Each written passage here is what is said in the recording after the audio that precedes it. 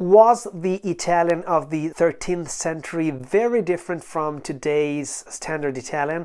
We'll find out in this video, where we will talk about the first song ever written in Italian, and it was written by none other than Saint Francis from Assisi, San Francesco d'Assisi. Actually, it was not written as a song, but rather as a poem. The official title is Il Cantico delle Creature, and cantico, as you can hear in the word, has some similarity with the word canzone, which is song, but it's more of a poetic work. It could also be translated as canticle. And Il Cantico delle Creature is the first ever literary work written in Italian with a known author. Now, what's this poem got to do with the channel LIS, where we teach Italian through songs? Well, it's easily explained.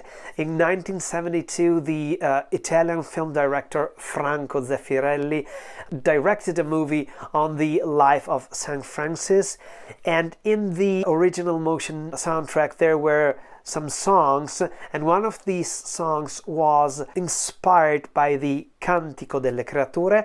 It was sung by very famous singer and songwriter Claudio Baglioni, although the lyrics were actually written by the French priest Jean-Marie Benjamin, or Benjamin, I don't know the exact pronunciation, and the music was written by Riz Ortolani. So that song draws significantly from St. Francis' poem or cantico, and the way we're going to do this lesson today is we're going to start from the beginning verse and chorus of the song, which gives us a sort of an introduction to what will later be the Cantico delle Creature written by St. Francis.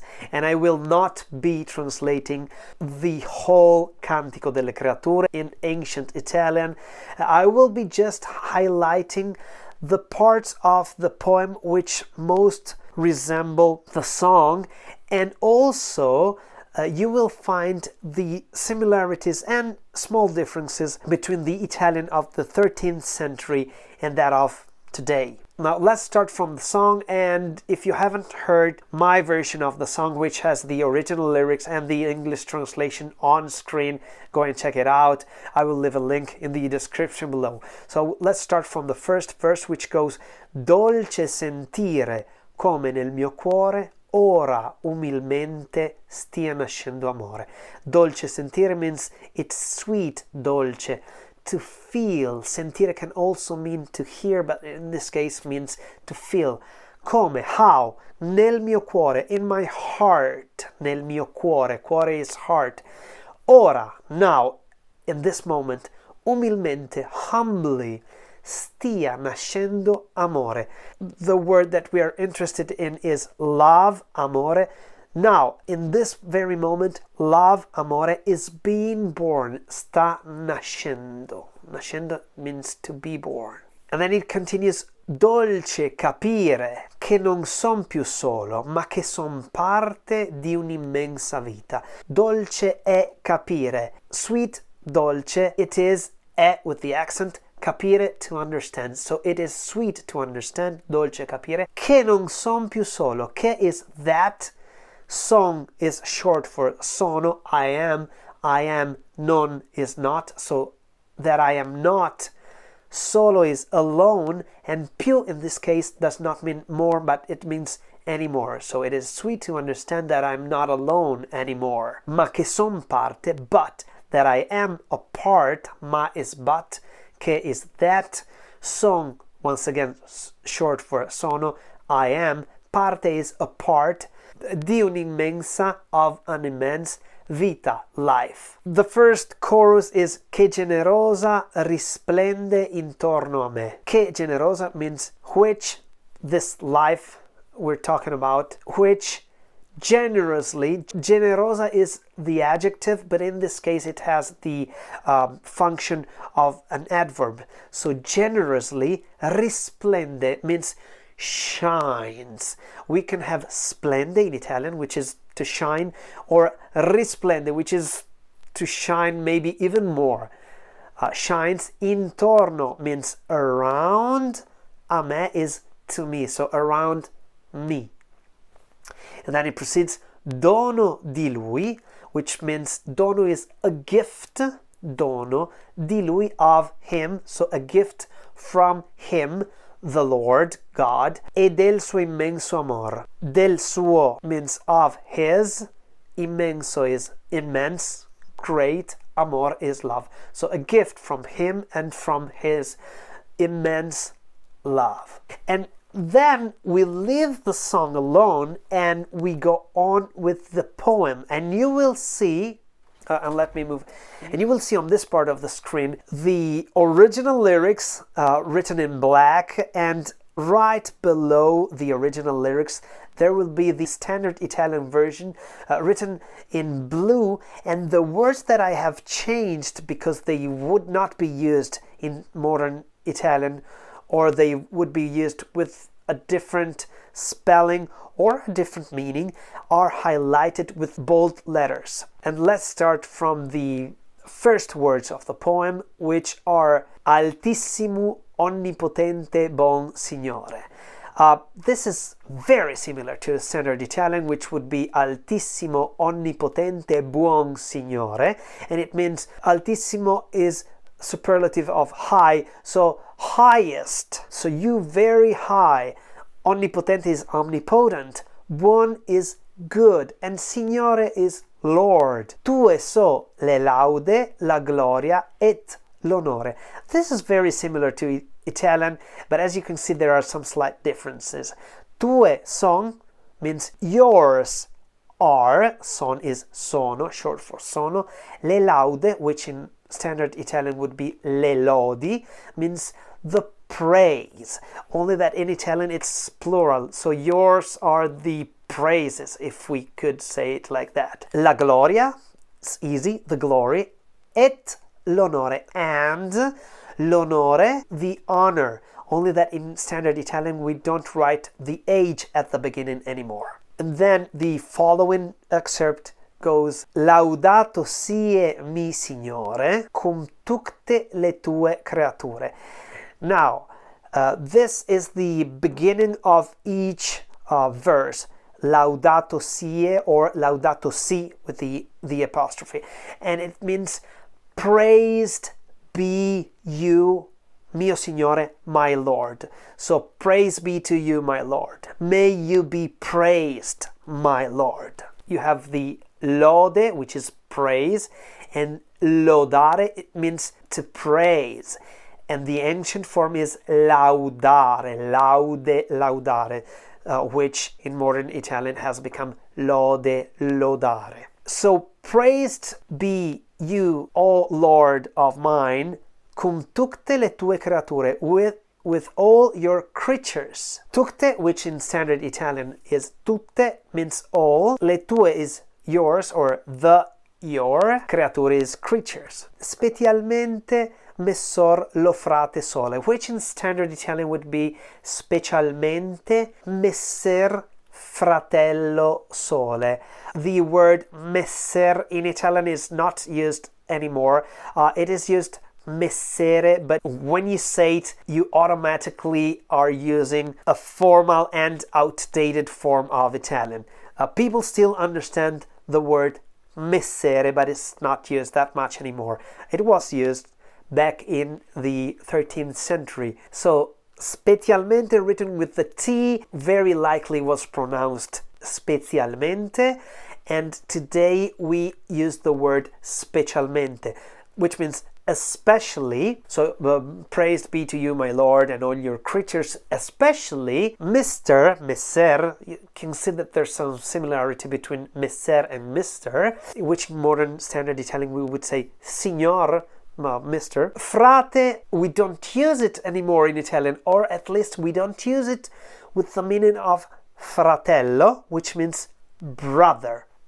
Now, funnily enough, in modern standard Italian, the word frate refers to a friar, but even more funnily, this word frate is being used again with the meaning of brother, only in the slang of young people, and it made all the turn from the English language back into the Italian language. And why? You know how rappers call themselves yo bro meaning short for brother. Now in Italian, young people are more and more referring to themselves with the word bro, but also with the Italian translation, which is fra, which is short for fratello, or also frate, which once again is a short form but a bit longer of fratello. So frate is being used with the meaning of brother in modern Italian once again after it was used in the 13th century. So frate sole means brother, sun. And what is the sun? Well, the sun is described in a beautiful way by St. Francis, and I left out most of the description apart from the part, excuse the pun, da te altissimo porta significazione, which means that of you, O highest Lord, it brings significance. So the sun is a sign of you, my Lord. And then something else that we find in the 1972 song sung by Claudio Baglioni, and which is in the original poem by St. Francis, is Laudato si mi Signore per sora luna e le stelle, clarite et preziose et belle, which mean, once again, be praised my Lord, per sora luna, which in modern Italian would be per sorella luna, so for sister moon, e le stelle, and the stars. Stella is one star in Italian, stelle is the plural, the stars. Clarite, we don't use this word anymore in Italian. The modern version would be chiare, which means either clear or shiny, or also light as an adjective, lighting color, clear, shiny, chiare. Preziose, which in the 1200s was written with the T, and in modern Italian would be written with the letter Z. Preziose means precious, e belle, and beautiful. And then again, something that we find in the 1972 song and in the poem is Laudato si mi Signore, once again, praised be my Lord, per frate vento et per aere. Now you're beginning to see a pattern here. Per frate vento in modern Italian would be per fratello vento, which means for brother wind. Vento is the wind. Et per aere means and for, and aere is a word that in modern Italian could be translated as aria. See the similarities in sound between aere and aria, but in modern Italian, aria is the air, whereas in ancient Italian, aere was the sky. So I translated this also as cielo, which is the sky in modern Italian. And then again, more elements of nature. Laudato si mi Signore, praised be my Lord.